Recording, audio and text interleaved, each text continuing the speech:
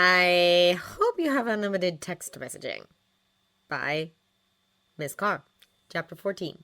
Conversation 13. So apparently there was an apocalypse while we were being idiots. Get the tape pants. How did your meeting with the ATCU go today? Me. Ridiculously awful. The only positive was I didn't run into your girlfriend. Get the tape pants. She's not my girlfriend. We've talked about this multiple times. You don't need to be jealous of Sharon. Me. I think I preferred getting grilled by Congress. Get the tape pants. It couldn't have been that bad. Me. Yes, it was. First, other Ross was there, also known as Poor Man's Coulson. Yes, I called him that to his face.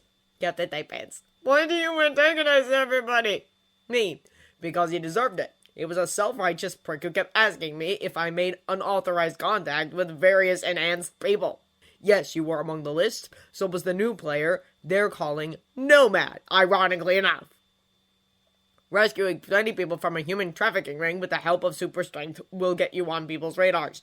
The ATCU just think Nomad is some newbie triggered by the alien contagion, using his powers to help stop the sexual exploitation of minors. Get the tape pants. That doesn't surprise me. I assume you didn't say anything? Me. Of course not. They don't know you are my new text message boyfriend. Or why Nomad has gear that carries the hallmarks of SI design. Actually, Friday, we better not send that message just in case someone's intercepting this. I don't want them to accidentally find out Steve's new identity. Message not sent. Get the tape pants. Text message boyfriend? Me. After Friday saved my ass from the wrath of Pepper by altering one of your text messages last week, I came up with a better idea than just deleting the messages. Friday is now changing some of the wording so it looks like I'm just chatting with my new boyfriend, who I refer to as Get the Tape Pants, because he fills out yoga pants like a god. Get the tape pants. Don't you think anything with Captain would be too obvious? Cuddle Bunny would be better. Me. Surprisingly, Friday doesn't have to alter the text that much. You are now Cuddle Bunny in my address book. Cuddle Bunny. Sam always said we acted like an old married couple. Me. Sam is starting to become my favorite again. Cuddle Bunny. And Clint used to call his mom and dad. Me. Not surprised. After 2 hours of interrogation where I talked about my Cuddle Bunny in excruciating pornographic detail, my new ATCU handler, Agent Scary, wouldn't let me get coffee because she hates coffee. On the bright side, I made Poor Man's Coulson choke on his water when I talked about Cuddle Bunny's oral skills. Cuddle Bunny. I doubt her name is really Agent Scary. Also, you drink too much coffee. Me. It's Agent May, but I already have one May in my life, although Queen's aunt is equally terrifying. Cuddle Bunny. Oral skills? Me. Finally, real Coulson wasn't there. Cuddle Bunny. Because he's been dead for 4 years.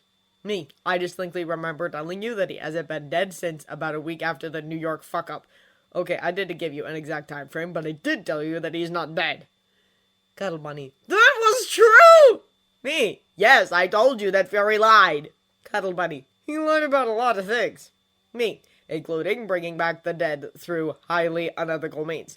Don't ask for details because you don't want to know. You really don't. Cuddle Bunny.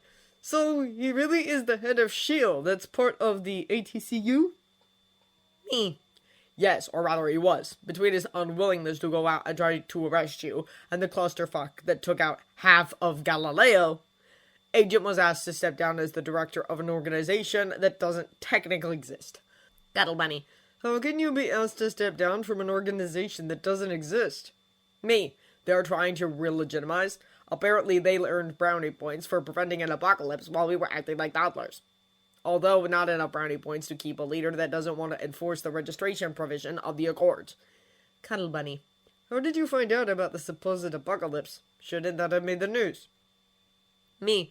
The Galileo satellite incident did make the news, but they're referring to it as the Galileo satellite incident because the public is already in a panic.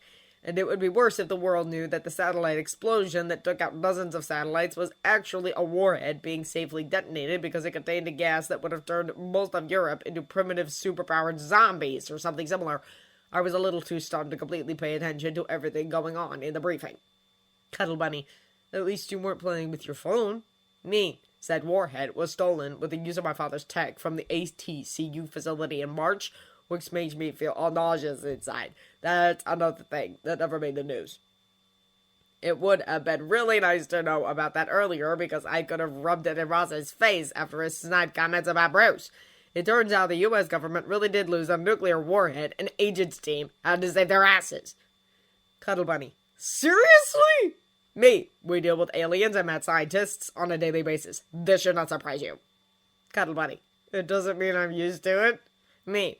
I don't think it's possible to get used to the yearly apocalypse. I would be worried if you ever did. Cuddle Bunny. That was apparently stopped by someone else this year. Me. Skyquake 22's boyfriend was the one who safely flew away the big bad and his big bad weapon into space, where the worst thing it could do was take out a bunch of satellites. Me, which totally explains why she showed up at my apartment last week to throw me across the room. It's also the reason why she broke down crying after damaging my newest armor, and I just tried to get her to talk to Laura before she ran away. Cuddle Bunny. That was nice of you to offer. Me. Apparently the real reason they wanted to talk to me because the human earthquake is now MIA. Okay, that's mostly because they think that we are still at each other's throats after the airport fiasco and have no idea you're Cuddle Bunny. Cuddle Bunny. Jesus, if something like that happened, why the fuck were we not called in? Me. Careful there. Language. Cuddle Bunny. I think it's called for. Me. This all went down while you were rescuing the troops. Actually, you probably were able to rescue the troops because all this went down. At least that's what Agent Scary implied. Cuddle Bunny. Explain? Me. Did you notice that the security systems on the raft were nowhere as good as they should have been? Cuddle Bunny. Clint thought it was too easy. It was arranged, so if things went south, we would be able to respond in the aftermath? Me. Probably, and most likely another reason why Agent was told to hand in his resignation. Cuddle Bunny. I'm not sure if I believe you. Me. I really thought that we were rebuilding trust here, Cuddle Bunny. Cuddle Bunny. Okay, I believe you, but I don't trust your source. Me. Because you still don't trust SHIELD, even if they are under new management and branding. Cuddle Bunny. Exactly. They could be manipulating you. Lord knows you already have enough things to be guilty about. You don't need anything else. Me. Your BFFs with ATCU probably has his own spies. See if his intelligent network supports the ATCU's version of things. Then get back to me.